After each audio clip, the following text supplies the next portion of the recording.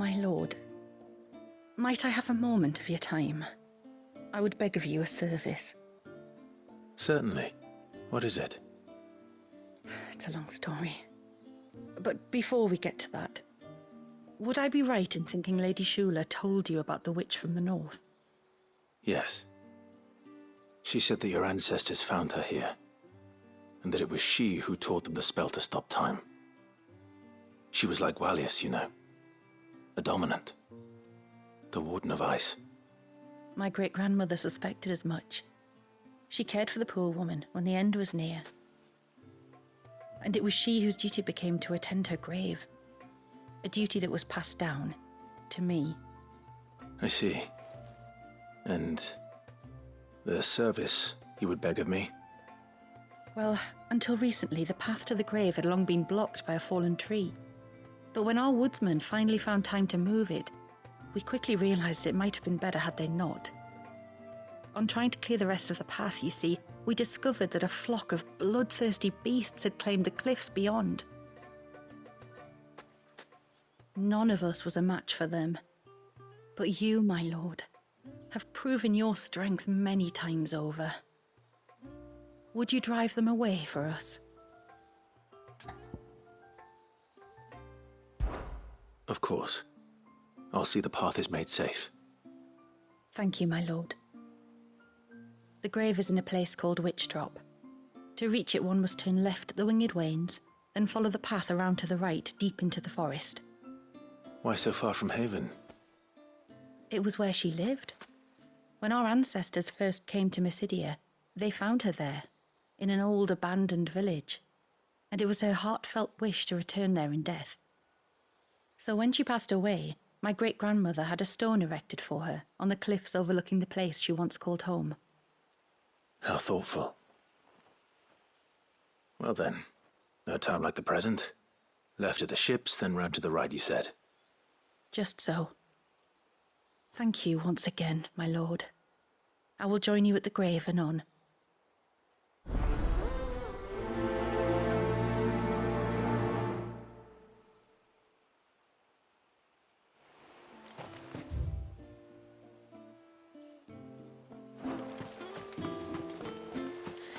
And then I dreamed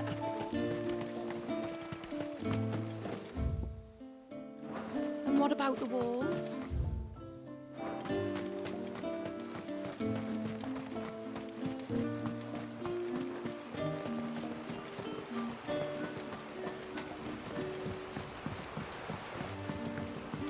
My lord, may I speak with... There is a matter with which I would beg your aid. Of course, what is it? Please, not so loud. Something serious then. Yes, I think we might have company. I was passing by the low gate when I saw a figure moving among the trees up on the cloak. At first, I thought it must have been you or your brother, so I didn't say anything, but the more I think about it, the more certain I am that the figure looked familiar. And you're sure it wasn't one of the other villagers? Positive. I think it was someone from outside the wall who has found his way inside. Of course, it could just be my imagination playing tricks on me. I only caught a fleeting glimpse, and it might have been you or your brother. But if it is who I think it is, we cannot allow him to leave now that he knows we're here. Would you go and see? He won't try to hurt you, believe me. Given what lurks in the forest, the only one likely to get hurt is him. Very well. Whether the man you saw is who you believe him to be or not, we need to know. It may yet be someone else entirely. Someone who means your people, or my people, harm. Perhaps. Just promise me that if you do find someone up there... Don't worry. I won't draw my sword unless I need to. Thank you.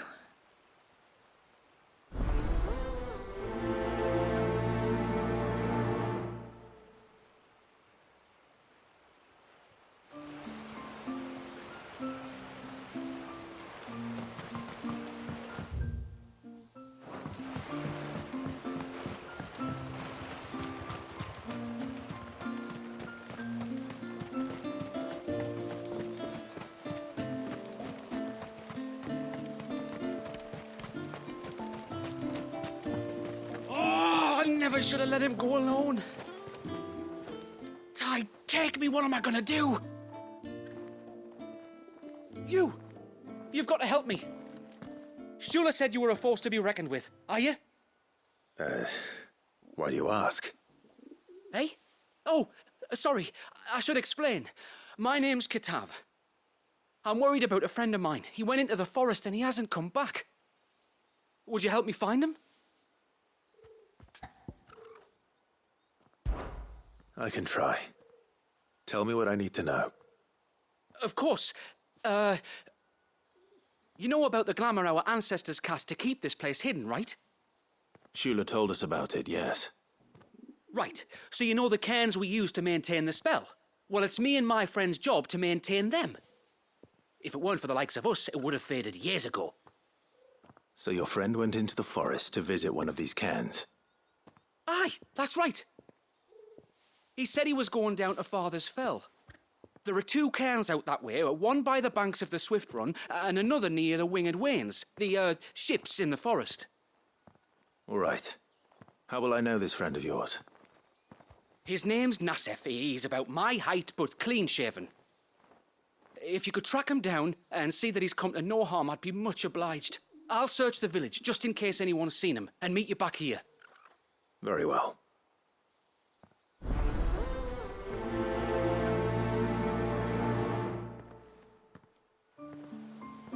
One cairn by the ships, another by the river.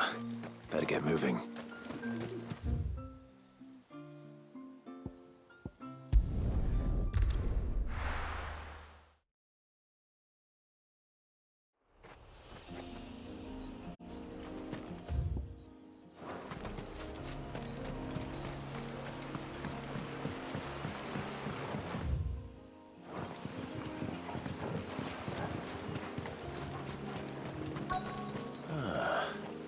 Who have we here? I'm looking for a man named Nassef. Aye, I know him. Takes care of the cans. Wait, you didn't think I was him, did you? Sorry, mate, I'm just out to gym myself a few ibexes.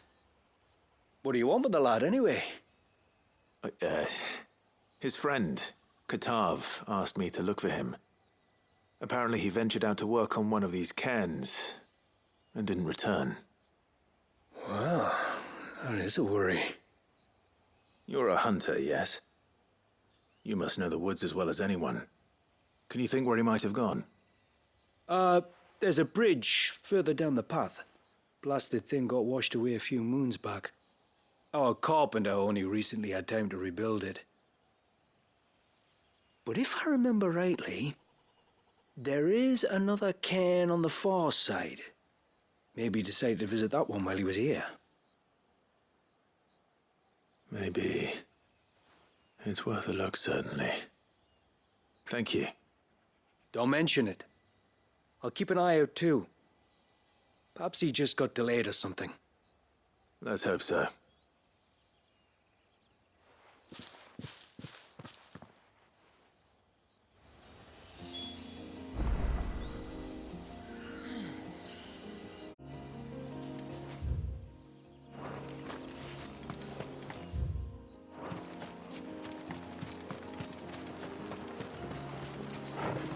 This must be the bridge the hunter was talking about.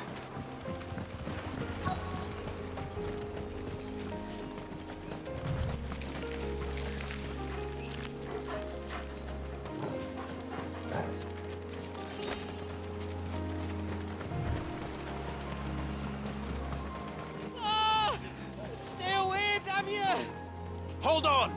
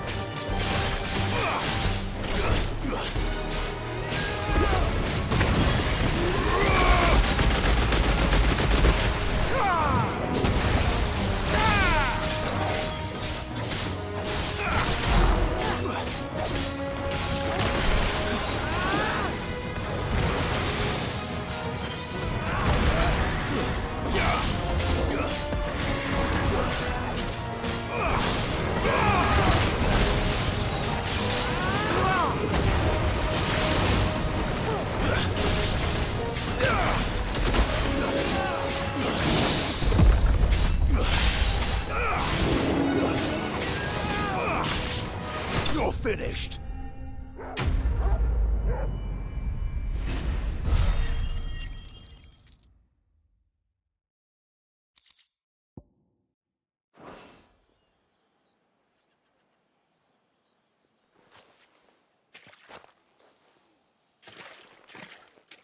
Oh, thank you.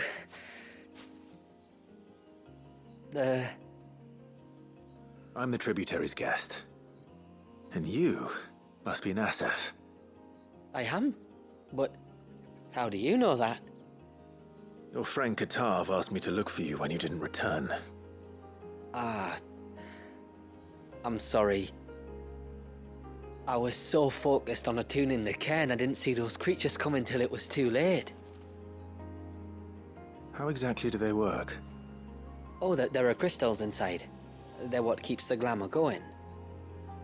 Should the ether cease to flow through too many of them, our shroud would quickly unravel. It's my job to make sure that doesn't happen. And an important job it is. But you'll struggle to do it if you're dead. You need to take more care. Yeah, no arguments there. The truth is, me and Katav usually work together, watching each other's backs like. But when we heard outsiders were coming, we split up to get the job done faster so things would be perfect for your arrival. Stupid, I know. So you found him then? Not before the local fauna did. My arrival seemed to put them off their dinner. Mustn't have been hungry after all. Expect you'll be wanting someone to escort you back to the village then, Nassef. Woods are full of nasties today. When you're next in Haven, be sure to come and see us. You saved my life. It's only right I repay you. If you insist. Take care now.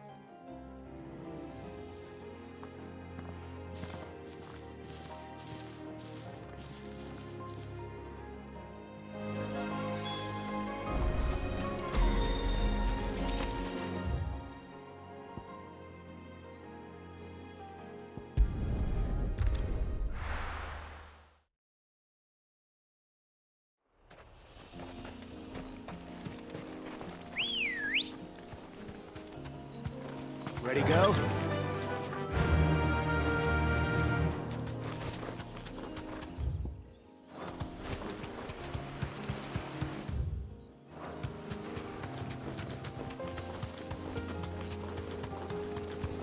This should be the path to Witchdrop. Hungry, Toggle.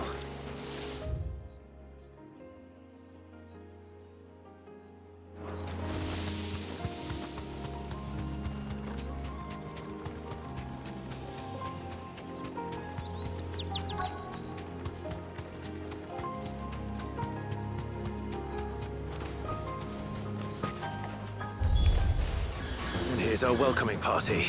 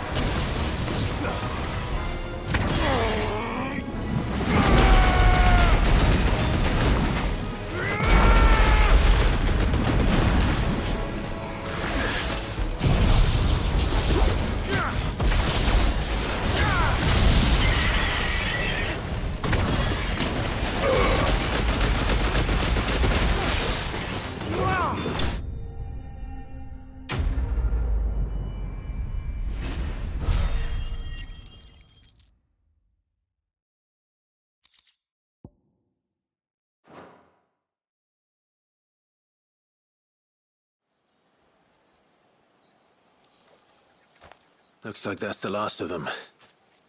Now, where's the grave?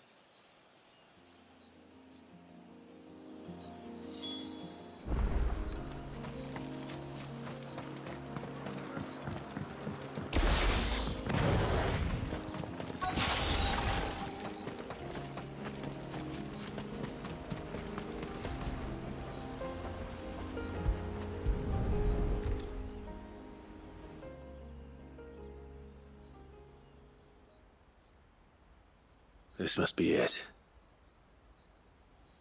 My lord, thank you for making the path safe again. XVI. Was that her name? Yes. Hardly the most fitting tribute for a dominant, is it? A rough-hewn stone with naught but a given name engraved on it. But my ancestors had only been here a matter of weeks when she passed. Every day was a struggle to survive. They had neither the time nor the energy to devote to a more elaborate memorial. Yet they spared what they could to grant her wish, that even in death she might continue to watch over her home. She lived down there then? In the ruins? That's right. They were once the living quarters for those who served up in the temple. When the Northern Thanes sent her here to weave her spell, this was where she and her retinue stayed. There were priests, handmaidens, and a knight sworn to shield her from harm. Of course, they were all gone by the time my ancestors arrived, fled or dead in the Western Wars. All except XVI, who remained till the end. Alone. Indeed. At least, that is the story as it's been handed down in Haven. But there is an epilogue to the tale. One known only to Lady Shula and myself. Some years after XVI's passing, you see, my grandmother came here to tend the grave and found a stranger kneeling before it. A knight, dressed head to toe in plate. She asked of him who he was and whence he had come, but received no answer. The only words he spoke were, "Tell me true, whose grave is this?" So she told him of how her people had met and cared for XVII, and how she had died. His only reaction was to stare up at the air of hours in silence. Then he left, never to be seen again. You said he was wearing plate. Was it black and gold? Do you know something of him? When we went up to the Air of Hours to unravel the spell, we were set upon by a shade in the shape of a knight in full plate. It manifested in front of the Vare, and in its ether, I felt Shiva, the witch. You think this may have been the same man my great-grandmother met? XVI's knight? I don't know. Maybe. All I can say for sure is it was intent on protecting her creation. Or perhaps her spirit? What remained of her ether, preserved in the Vare? Perhaps his spirit too became enraveled in her spell, frozen in an eternal vigil. Till we ended it. If the shade you fought was XVI's knight, then ending it was the greatest gift you could have given him. Now he can return to the sea, to be with his lady once more. And if his spirit should ever return here to visit her grave, I shall ask his name, that I might carve it in the stone next to hers. That they might be together. Once and for all.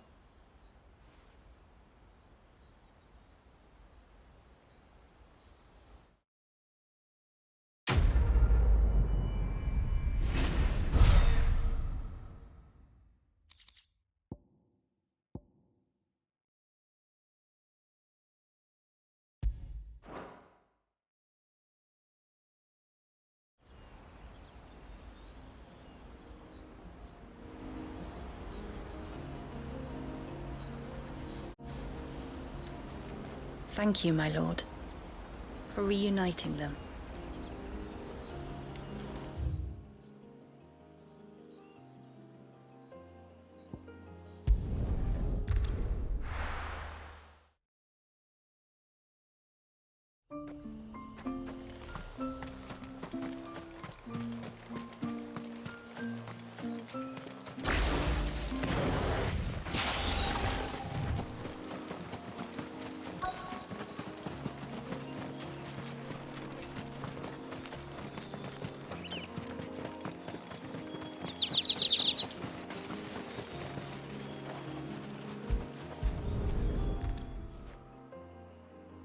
A bottle.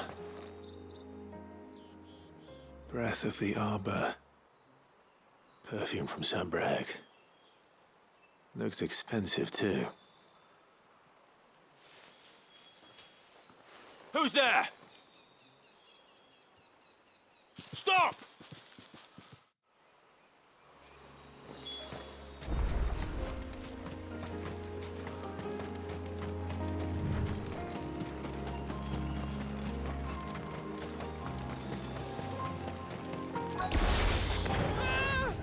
No!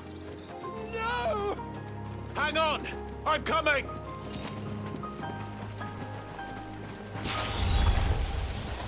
Don't eat me! I'll give you gut rot, I swear!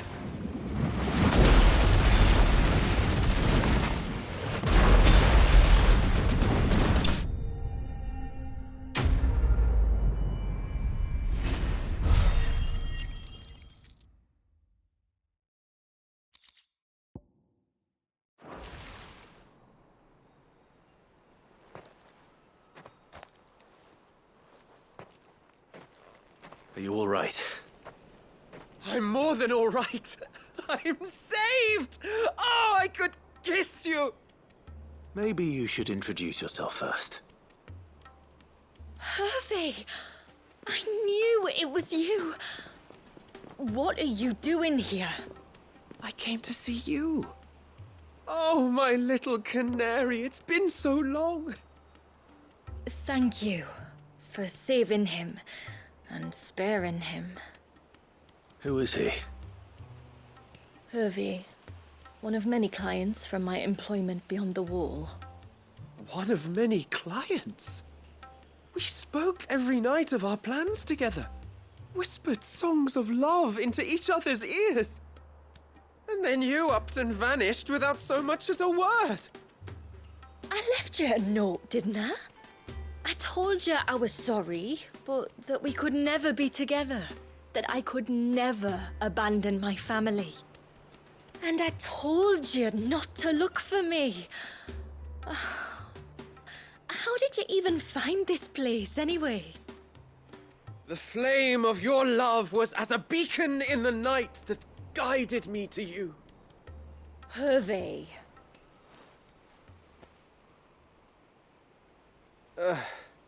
I was walking by the coast near Northreach when I saw a lady who looked like you. Eyes like the ocean. Hair like the driven snow. The next moment, she and her companions were jumping in a skiff and sailing out towards the wave. So I, borrowed the nearest boat and started rowing. It must have been Shula bringing us here. So what?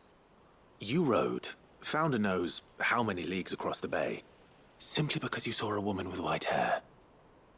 And as I did, the skies changed from a dull and hopeless grey to a bright and benevolent blue.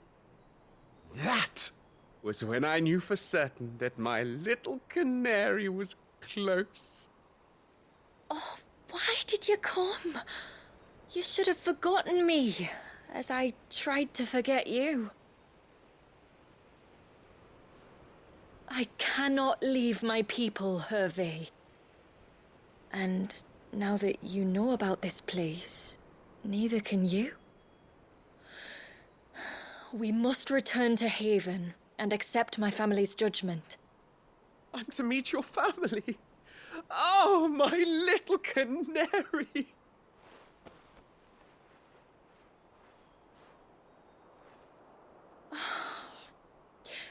Please, Come and see me later. You did as I asked, and you must be rewarded for it. But first, follow me, Hervé. To the end of the world and beyond.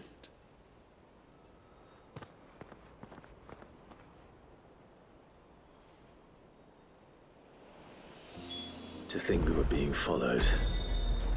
It's just lucky it was by someone harmless. At least, I think it was.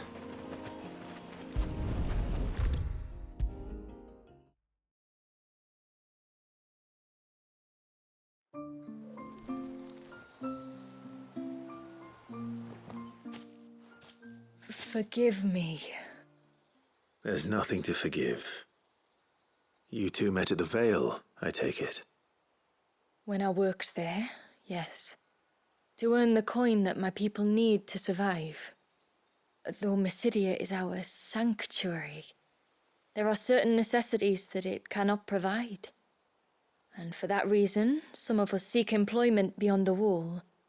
Yet few are the opportunities for followers of a strange faith in a strange land. And so you supported your family as best you could? I did. And I have never regretted it for a moment. I found a second family in the Vale, and in the Dame, a second mother. I also found Hervé. But our love could never be. I knew that if I revealed my secret to him, I would be putting my people in danger. But that if I did not, I would be living a lie, unable to return home. What will happen to him now?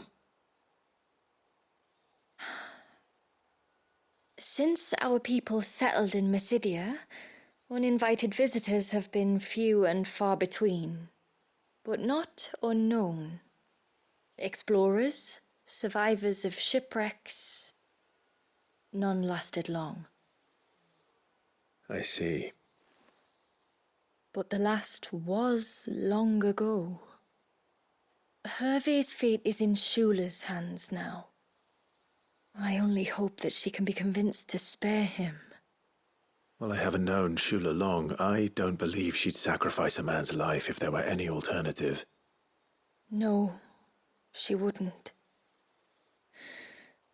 Come what may, I thank you, my lord, for all you've done. For both of us.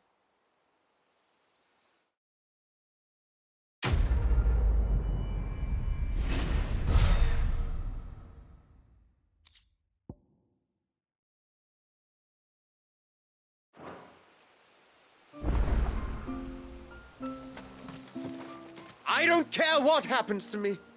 Now I've found my little canary, I'm not going anywhere. I left Hervé because I couldn't turn my back on my family. And now his life hangs in the balance.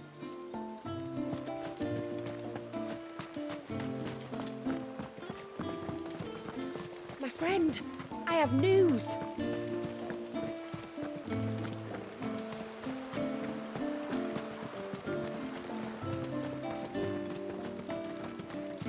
I thought I'd lost you. But you saw. Thank you. Nassef told me everything. If you hadn't got there when you did. Oh, it doesn't bear thinking about. All that matters is that you're safe. Far be it from me to tell you how to do your jobs, but don't go alone again. Or if we have to, maybe we should think about casting the glamour on ourselves to keep the wildlife from spotting us. It'd take its toll, of course, but it'd beat letting the cairns fall and having to weave the entire spell from scratch. Imagine if we had to do that. I'd rather not. We'd only succeed in adding 2 new piles of stone to the collection. Your bearers. That we are, thank the tides. The others can't attune to the crystals in the cairns the same way we can. Reckon this place would be doomed without us. So, you do this work for the good of your people? Not because We're forced to. No. From what I've heard of the way things work on the outside, we were truly blessed that our reign fell here in Mysidia. Our people are few enough as it is. If we started turning on each other, kin against kin, over nothing but a stupid accident of birth, our days would be numbered. They would. Anyway, all's well that ends well, eh? Thanks to you, both of us lived to keep this place hidden another day.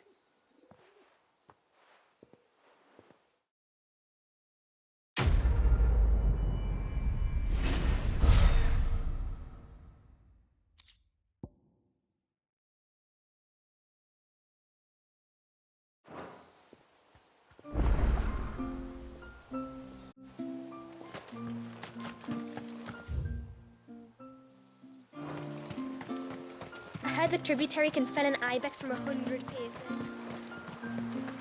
Hey, mister, over here. Please, mister, you've got to help us. The village is in danger, and if someone doesn't do something... you should have seen it. Stop. Take a deep breath and tell me everything. Starting with your name. Sorry, my name's Eirik. When you went up to the Erev was with Miss Shula, I followed you. You could have been killed. Lady Shula told us you lot were great warriors, so I thought I'd be alright if I stayed close like. But then I lost track of you in the woods, and that's when I saw it. Saw what? A great, big, dripping, drooling monster. Spitting out great spouts of water it was, that were tearing up the ground and cutting down trees. Spouts of water. I don't recall seeing anything like that in the forest. Well, I did, and I don't ever want to see it again. You'll get rid of it, won't you?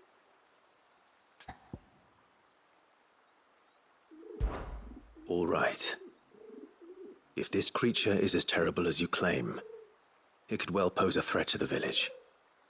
I'll see what I can do. Thanks, mister. It was over by the Swift one that I saw it. Maybe it's still there. Then that's where I'll start my search. But this time, you're going to stay here. Understood? I wouldn't go through those gates for 1,000 gil. Not with that thing out there. Good luck, though.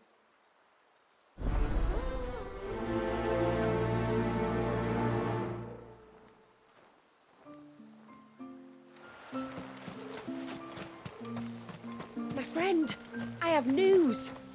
I think I might have found a way to break Talor's curse. Go on.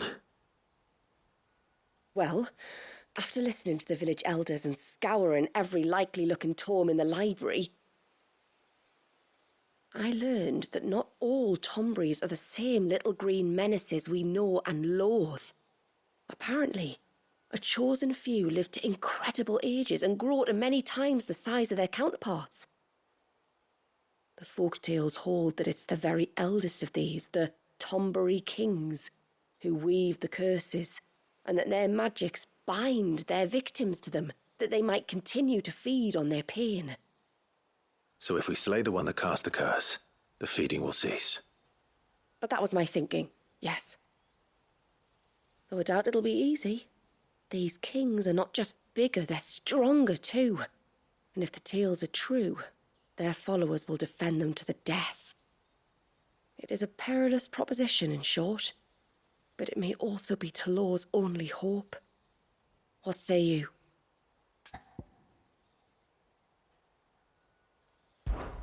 I'll do it. Even if killing this king doesn't break the curse, Mysidia will be a safer place for its removal. Thank you. So then, where will I find it? That, alas, I do not know. It must have woven the curse at the altar in Father's Fell, but as to where it is now... Fanet, you were the one asking about Tonburies, right? Because there's a whole bloody army of them out on the cloak. What? But why would they stray so far? And why now? There's only one way to find out.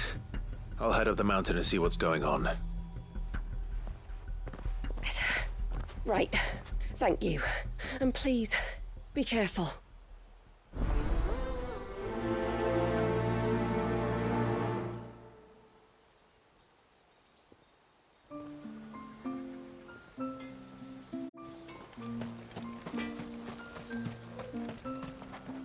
What is it you want?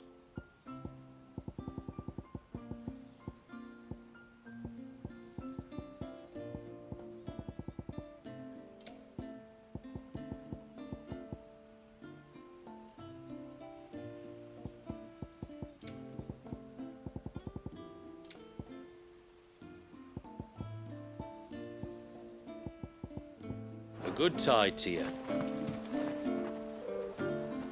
It is good to have him back.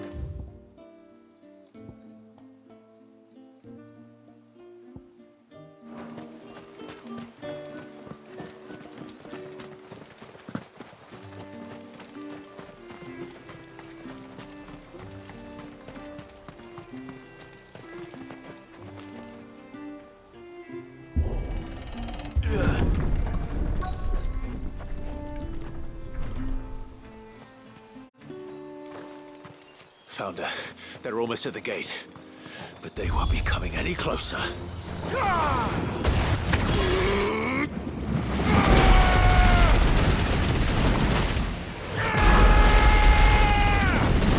It's over.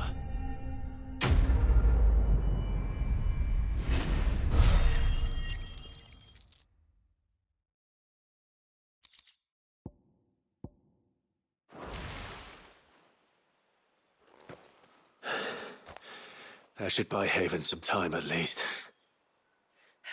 Clive, are you all right? Fine.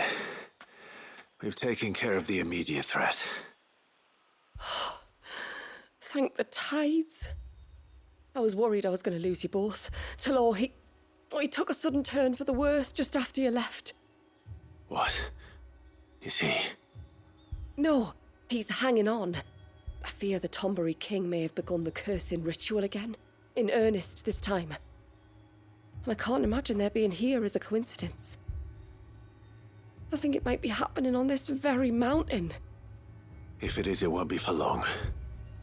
Get back to Talor. I'm going up. My thanks. I shall pray for both of you.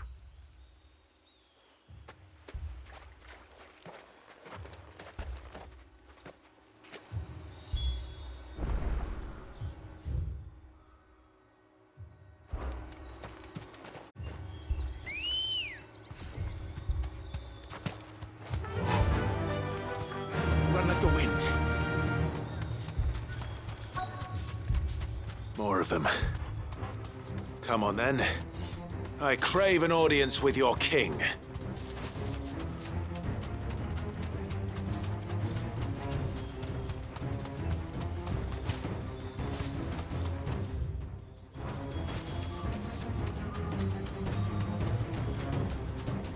Another group. They don't look very regal.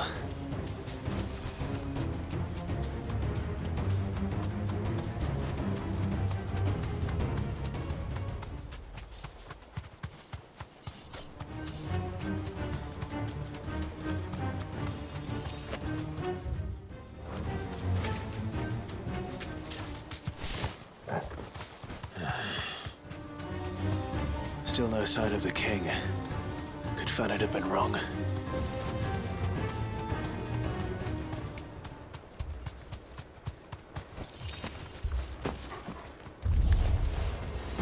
There's dozens of them.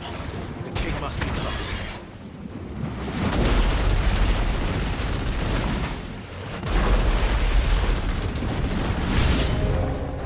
Now that's a lot of Tomburys.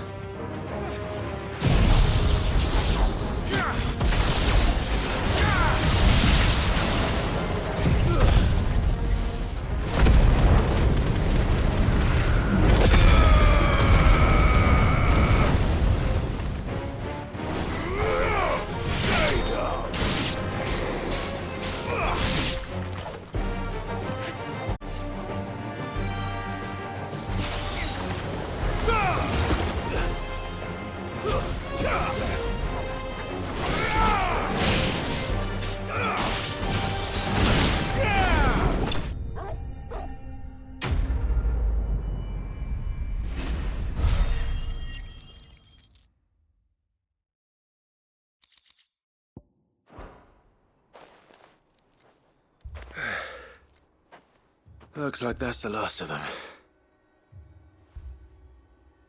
Out here, anyway. But beastmen do like dark places.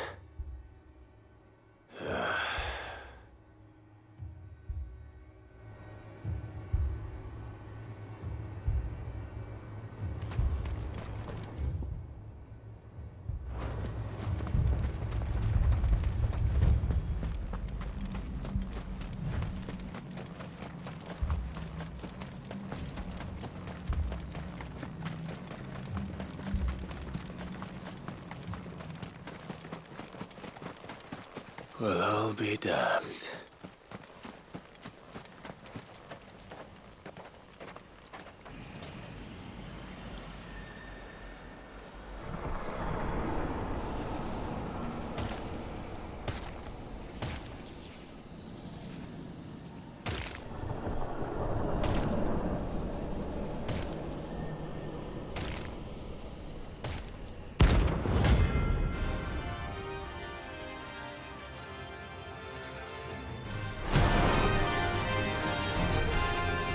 It even has a crown.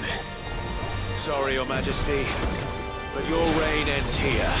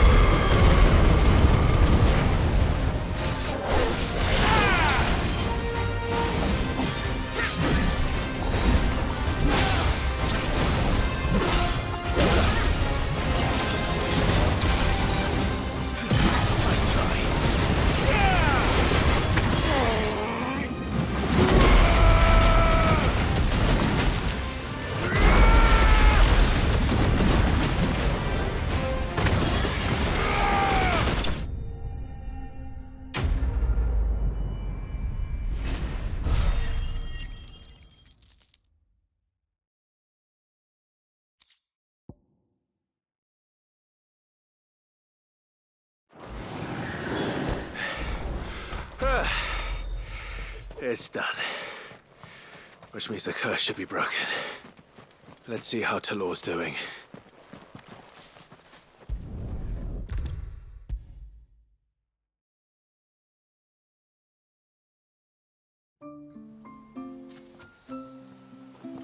Clive! Is it done then? It is. I was going to ask if there had been any change in Talor's condition, but judging by that smile on your face, I think I already know the answer. You do? Talor! He's back!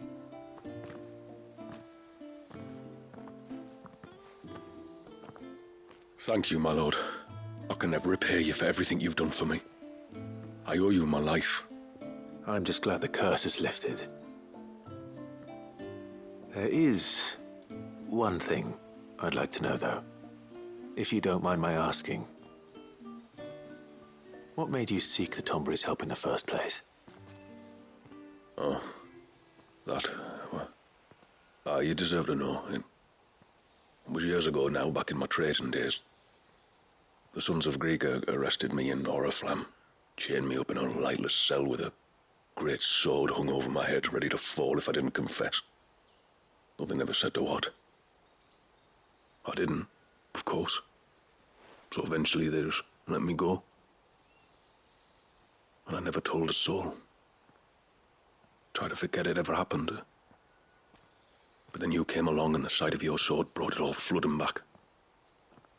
I couldn't sleep, couldn't eat, couldn't hardly breathe, and I thought that if I gave my old chain to the Tomburys, maybe they could take all that pain away. All that anger. But it only made it worse. Oriflamme has fallen. And the men who tortured you likely fell with it. If only I'd known, I might have spared everyone a lot of trouble. I'd convinced myself that you were like them, that all outsiders were the same, but you're not. Far from it. Thank you, son. Thank you.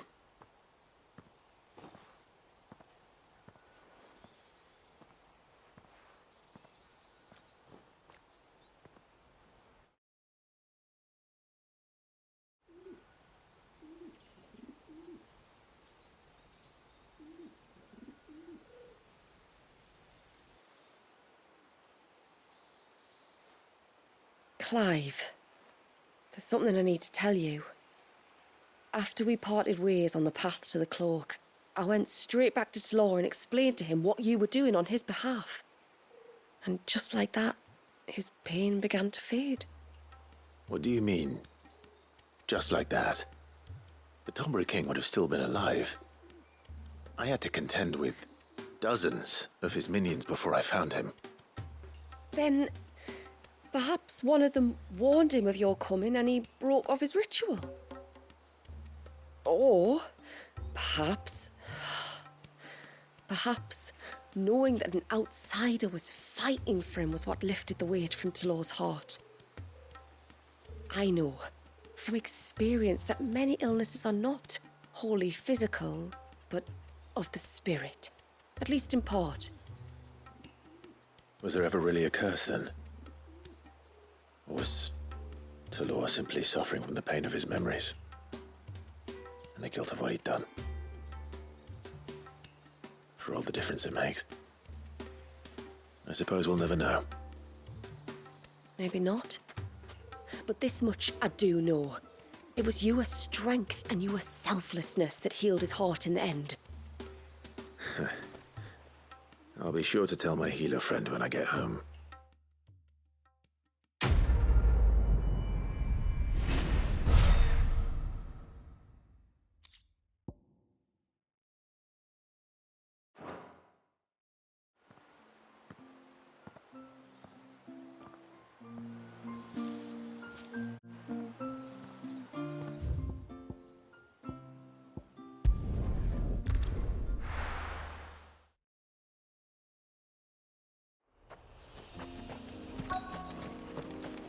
Is that the hunter?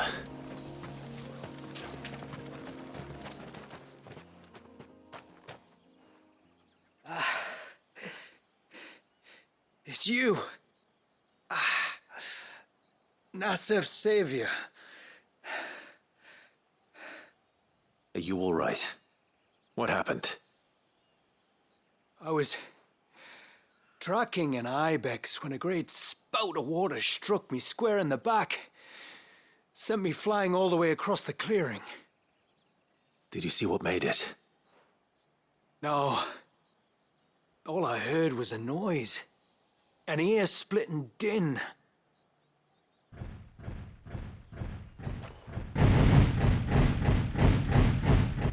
Might this be the culprit?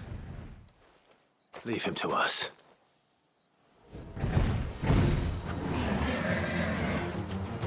You've caused enough trouble.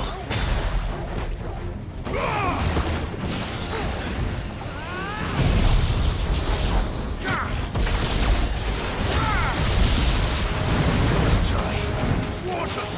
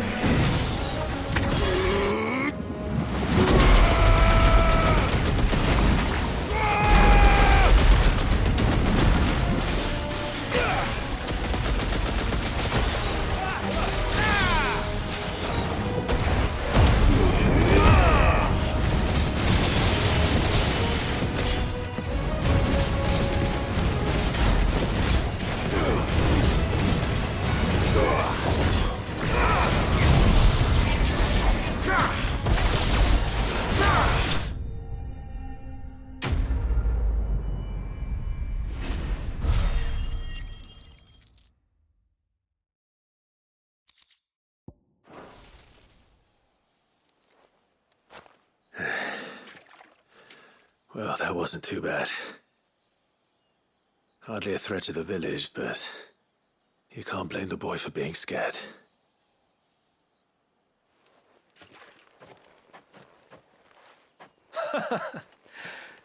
You made that look a lot easier than it was. Do you think that was the beast which attacked you? That thing? Not a chance. Would have heard it coming a league away. And the blast of water that hit me was beyond anything an Archelon can manage. Oh. A boy from the village sent me in search of a beast that could conjure such things, but...